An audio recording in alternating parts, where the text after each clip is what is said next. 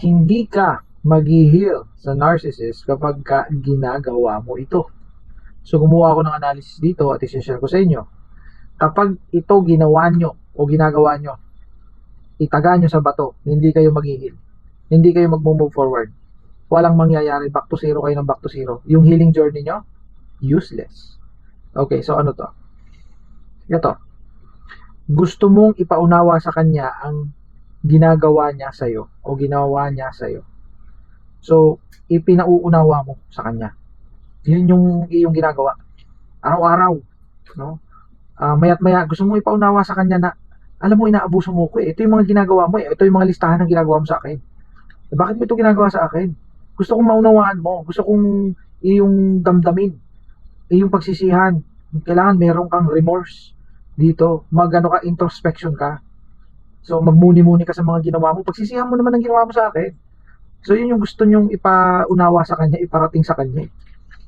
But here's the catch. Alam niya ito.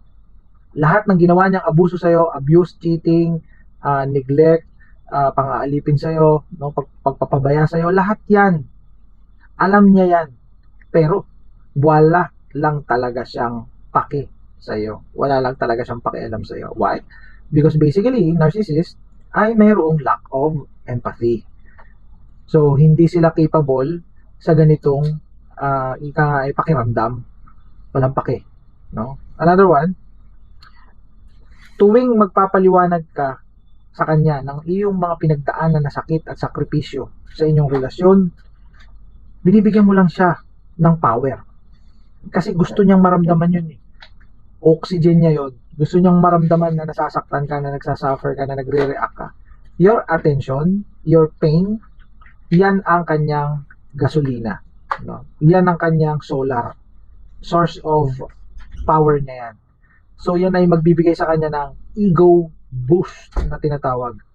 And unfortunately, ito na nga yun. No? Ito na nga yun nangyayari. Lagi kang nagpapaliwanag. Kaya ako, I'm advising you, do not explain. Lagi ko sinasabi, do not explain, do not explain. Okay? Another one, kapag ginawa mo yung pagpapaliwanag din, lagi ka nagpapaliwanag. No? Tinuturuan mo lang siya na saktan kanya ulit at paulit-ulit. No? So, yan ang nangyayari dyan. Magpapaliwanag ka na magpapaliwanag, wala ding mangyayari. Gagamit ka pa ng mga Bible verses, gagamitin mo pa yung kung ano-ano, simbahan, o kaya may mga motivational quotes ka na sabihin sa kanya, kung ano-ano. Pero hindi yan tatalab.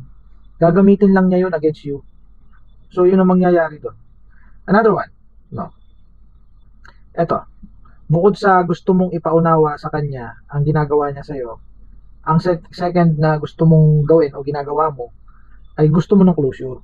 Kapag ito paulit-ulit niyo yung ginawa, na naghanap ng closure, eh hindi talaga kayo makaka-move forward. Yung pag walang closure, lutang ka, iniisip mo siya ng iniisip, ikaw ilitong-lito. At walang closure eh. You are very, very confused. Alam ko marami sa inyo nakaka-relate dito na gusto nyo ng paliwanag eh, from him or from her. Bakit kayo from hair tuloy? Buhok. From hair. Okay? So, wala kayong mahihita. Wala kayong mapapala. Hindi nyo kailangan ng closure. Ang closure ay nasa inyong puso't damdamin, nasa inyong isipan. Hindi nyo kailangan ng closure mula sa narcissist. Kasi, bakit? Nature ng narcissist na walang closure, na maayos o matino. Bigla ka niyang isa-silent treatment, bigla ka niyang i-ghosting, sasabihin niya lang, halimbawa, hiwalay na tayo. O tapos na ang relasyong ito. No? Tapos magpapaliwanag ng konti, tapos na. So, syempre, ikaw tulala, bakit ka ganun? Ang bilis naman, sobrang bilis. Hindi ako satisfied doon sa closure. Gusto ko yung formal closure. No. Huwag kayong maghanap ng formal closure kasi hindi talaga sila nagbibigay ng maayos na closure dahil ayaw nga nila ng closure. Nature nila yan. Dahil para sa kanila, ang walang closure ay control. Okay? Kasi feeling nila, kontrolado nila ang pangyayari kapag walang closure.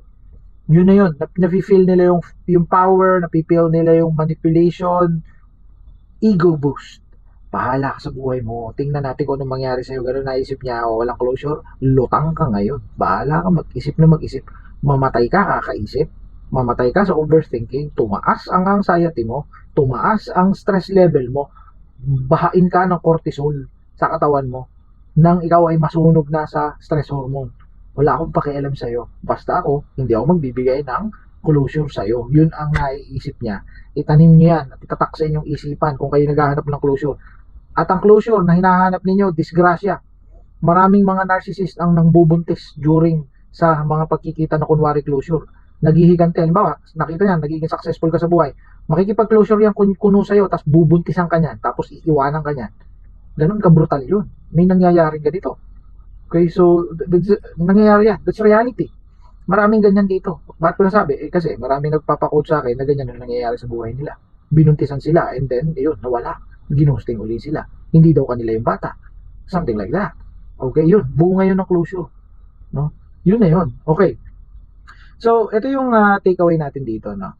Tigilan mo na maglaan ng energy at reaksyon, no, sa kanya. Huwag niyo nang bigyan ng reaksyon, no? Manahimik ka, no? Manahimik ka. Hindi ito kahinaan, self-protection ang pananahimik. Silence, no? Hindi yan silent treatment, magkaiba silent treatment. Ang ginagawa mo ay silence. Yun na yung tunay na silence, and that silence is self-protection. Pinoproteksyonan mo sarili mo. Why? Because your reaction will kill you. Will destroy your mental health. Your reaction sa isang narcissist. No? So, ibang klase ito. You need to understand that.